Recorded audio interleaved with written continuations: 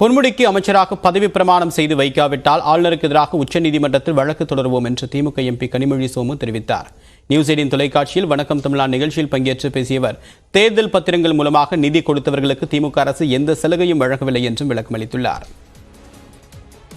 பாரத் ஜோடோ யாத்திரையோட அந்த நிறைவு விழாவில் நேற்றைக்கு முதலமைச்சர் பங்கேற்றிருக்கிறார். அதில் முதலமைச்சர் மு.க. ஸ்டாலின் பேசும்போது ஒயிட் காலர் கரப்ஷன் என்ற ஒரு விமர்சனத்தை இந்த தேர்தல் பத்திர விவகாரம் தொடர்பாக முன்வைத்திருக்கிறார். எதனால் இப்படியான ஒரு விமர்சனத்தை முன்வைத்திருக்கிறார்? அதாவது ஒயிட்லயே பணத்தை இந்த அளவுக்கு ஒரு கட்சி நிதியா சேர்க்க முடியுங்கிற ஒரு சிஸ்டத்தையே பிஜேபியையும் மோடி அவர்கள் தான் இந்தியால கொண்டு வந்திருக்கிறாங்க.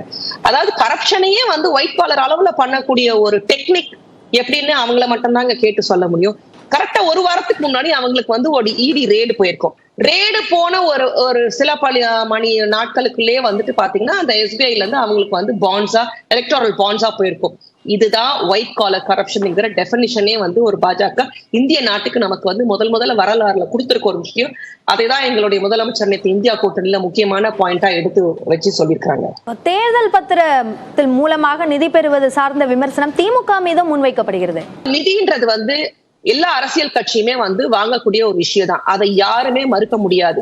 அது பாரதிய ஜனதாவா இருந்தாலும் சரி, திராவிட முன்னேற்ற கழகமா இருந்தாலும் சரி, அதிமுகவா இருந்தாலும் சரி, எந்த கட்சியாக இருந்தாலும் தேர்தல் நிதிங்கிறது ஒரு விஷயத்தை வாங்கக்கூடிய விஷயம் தான்.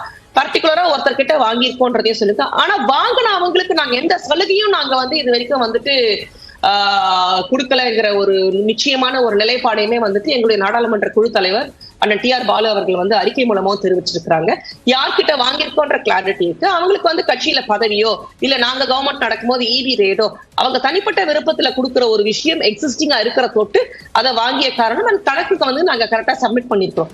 ஒரு அரசியல் கட்சி நாங்க எல்லாம் கிளீன் செட்டு, நாங்க மக்களுக்காக மக்கள் தான் என் குடும்பம் போது ரைட் இவ்வளவு எஸ்பிஐ பாண்ட்ஸ் வாங்கினாரு இல்லைங்களா?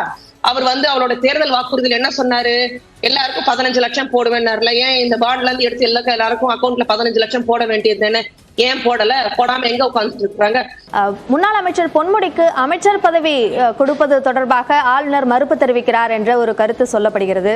அது குறித்து திமுகவினுடைய அடுத்த கட்ட நகர்வு என்னவாக இருக்கும்? இந்த கவர்னர் வந்த காலத்துல இருந்து நாங்க நீட் மசோதாவை அமைச்ச போகும் அதை அனுப்பாம அவரே வச்சுக்கிட்டது. அதே மாதிரி ஆன்லைன் கேம்ஸை தடுக்கணும்னு சொன்னப்பவும் அதுக்கான உயிரிழப்புகள் நடந்தது. இப்படி எந்த விஷயத்துக்கும் கவர்னர் எதுக்குமே ஒத்துழைக்காத கவர்னர் இதற்கு மட்டும் ஒத்துழைப்பார் என்று நாங்க எதிர்பார்க்கறது நாங்க யாரும் எதிர்பார்க்கல. ஆனா ஒரு கவர்மெண்டா என்ன விஷயம் செய்யணுமோ அவர் மேல ஸ்டே தொட்டு கண்டிப்பா ரீஇன்ஸ்டேட் பண்ணணும்ங்கிறது ஒரு கவர்மெண்ட் எடுக்க வேண்டிய ஒரு நார்மலான ஒரு விஷயம்.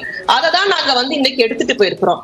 ஸ்டே வாங்கும் போதே அவர் ஸ்டே கொடுக்கும் போதே தெரிஞ்சிருக்கணும் நிச்சயமாக அவர் நாளை விடுதலை ஆகி வருவாரு, அவர் ப்ரூவ் ஆகுவாருன்றத. அதை ஒத்துக்க முடியாத கவர்னர் தான் இன்னைக்கு இப்படி பண்ணிருக்காரு. அதற்கான நடவடிக்கை என்ன எடுக்க வேண்டுமோ கண்டிப்பா அது உச்சநீதிமன்றத்துல திராவிட முன்னேற்ற கழகம் சார்பில் எடுக்கப்படும்.